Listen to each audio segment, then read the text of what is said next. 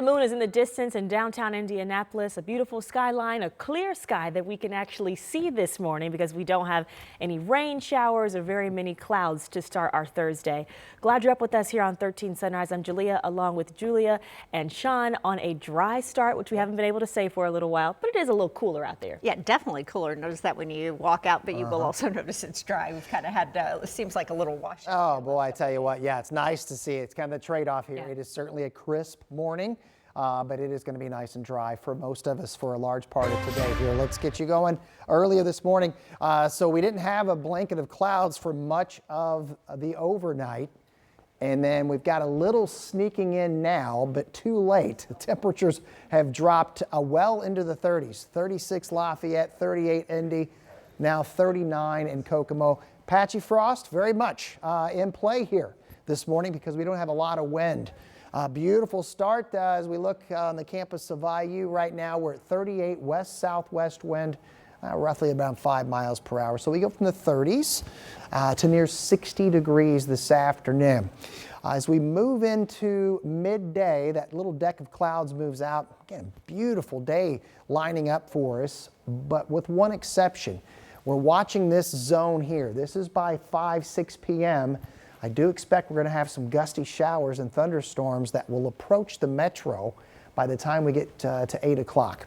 They're not going to make it much farther to the south, so Seymour, Bedford, Bloomington, Columbus should have a pretty good day. But you're going to have to be on radar watch from Indy points northward later on this afternoon and evening for impacts. 6:02 now on a Thursday morning. Thus far, we've been moving along pretty smoothly here. Though now we're getting a little closer, 6, 7 o'clock, we'll start to see some volume issues, one of which we're starting to see more brake lights coming into the north split here, 70 in Royal. And then this is the vantage point through I-65 here where the massive construction project continues. Here's your drive times along the splits for the time being. South split to north split roughly around 5 minutes. More coming up over the next couple of hours. All right, thank you, Sean.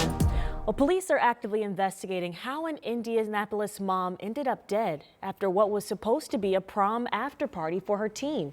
That party was held at an unregistered short-term rental, and neighbors in the Meridian-Kessler area say they're not only devastated by what happened, but their community is trying to work with city leaders and figure out what went wrong and keep it from happening again. Marina Silva joins us from downtown with the calls for change after another deadly shooting. Good morning. Good morning. And those neighbors want regulations, but most importantly, they don't want what happened on Sunday morning to happen again in their neighborhood. The Meridian-Kessler Neighborhood Association gathered on Wednesday evening with their city county councilor and IMPD to discuss what happened on Sunday morning. Now, we know the home where it happened is a short-term rental owned by an investment group out of Fort Wayne. It was unregistered with the city. Last night, neighbors were able to give their suggestions, and city county councilor John Barth says he knows where to start. I am starting an internal work group that's going to go through A to Z, every single element of the state law, every single element of the city's process for registering short-term rentals. Right now, if you have a short-term rental, you have to register it with the city, and that information is public. If you have an unregistered short-term rental like an Airbnb or a Vrbo, you could face a civil fine, and that could escalate to where you can't operate within the city. Now, media was not allowed to record inside the meeting, but we were able to talk to neighbors outside of the meeting. So coming up at 6:30, I'll share what one longtime resident had to say about the situation. All right, thank you, Marina. Your time is 6:04. This morning, we have an update on a serial rape investigation. This is the man Metro Police say is behind at least 5 rapes in Indianapolis from 2013 to 2024. Those police sketches are from all of those investigations. Police say they finally got a lead just last month. IMPD telling us that DNA from a 2024 assault matched Leonel Catalan Torreblanca. He's now facing 30 felony charges, including rape, burglary, and sexual battery. All of these cases were in the same general area on the north side of Indianapolis. Torreblanca will be held in jail on a federal detainer request. He's scheduled in court next in July. An 18-year-old is still in the Monroe County Jail this morning, tied to a shooting that happened during Little Five weekend in Bloomington. Lewis May is now charged with 4 felonies. Investigators are linking him to a shooting outside of the Five Guys restaurant on Kirkwood that injured 2 women on April 26. Officers say they identified May as a person of interest less than an hour after releasing photos that were taken that night. Now, there was a second shooting around the same time that was outside of the Chipotle across the street. 3 people were hurt in that case, but police say they don't believe these shootings are connected. But they arrested Lewis May on Tuesday, and he is expected back in court next month. Investigators are still hoping to get some more information and some video from that shooting outside of the Chipotle. Well, relief, it could be coming at gas stations near you. Governor Braun is extending the suspension on gas sales tax for another 30 days, but he's also suspending the excise tax on fuel. That should give you some more relief. That's the bigger of the 2 gas taxes. That's about 36 cents per gallon. The sales tax is 23 cents. So in total, 59 cents per gallon is what you could be saving. So we did ask the governor if suspending the gas tax is hurting Indiana's pile of money that goes to road improvements. He says, well, we're fine for now. It could affect how we pay for roads in the future and also may result in getting less repairs. For the latest this week, gas prices in Indy have been close to $5. So a latest average here, according to AAA, you can see here, we're not seeing that price drop just yet. The statewide average still this morning, $4.72, only down 3 cents, still painful.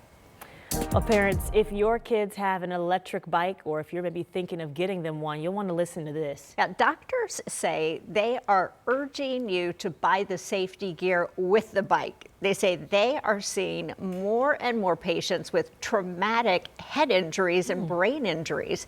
Anna Chalkery is with us with the story of one local teen who experienced this on Christmas Day. Good morning. Good morning, ladies. It's the one thing kids are starting to love, and parents, you may hate them if you've been hearing your kid ask for them for a while. Those e-bikes and scooters, they're the newest toy. And for Kennedy Chandler, that was the case for her family. While she was riding around her bike on Christmas, the last lap, it took a turn for the worse. She doesn't remember what happened, and her family didn't see that crash, but she had a massive brain bleed and skull fracture. That's her in the hospital there. Hours of surgery for her and a weeks-long stay. A feeling I would never wish on anyone. It's uncertainty and panic and a lot of waiting. As a parent, you're sitting in the waiting room with the worst thoughts going through your head of how it's going to turn out.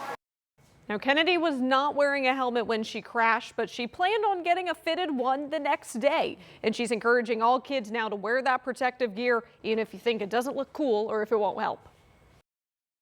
And you never know when something like that is going to happen. So it doesn't matter, you need to wear a helmet, because a simple fall can turn into like a horrible thing, like a life or death situation. So really can there. And I mean, you hear her talking there 5 months later, she's on the road to a full recovery. They say it takes about 2 years for her to recover, but she's back at school, doing her sports, loving life right now, partaking in the rookie run this weekend. So she's back at it. She's ready to go. And her surgeon is calling her a miracle this morning. She's like, listen, she's one very few cases that we see in this case, but she's saying even though, yes, Kennedy is a miracle, we still have to pay attention, parents, to this because these helmets are so important, whether you think it is or not. So coming up, we'll share more of her message and what some cities are also doing because they're seeing these similar situations. Okay. All right. We'll check in with you soon, Anna. Thank you. Well, happening today, there is a meeting of Indianapolis Vision Zero Task Force.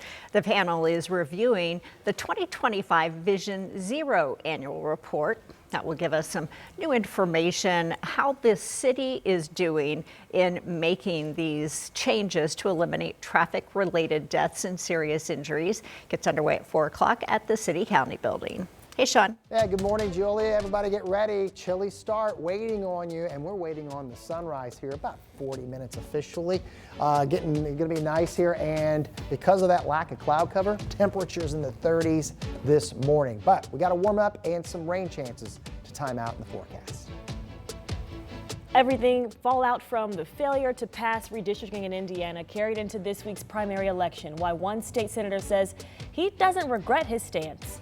And more passengers infected with a deadly virus evacuated from a cruise ship. Coming up at 6:40, what we're learning about how the hantavirus may have spread.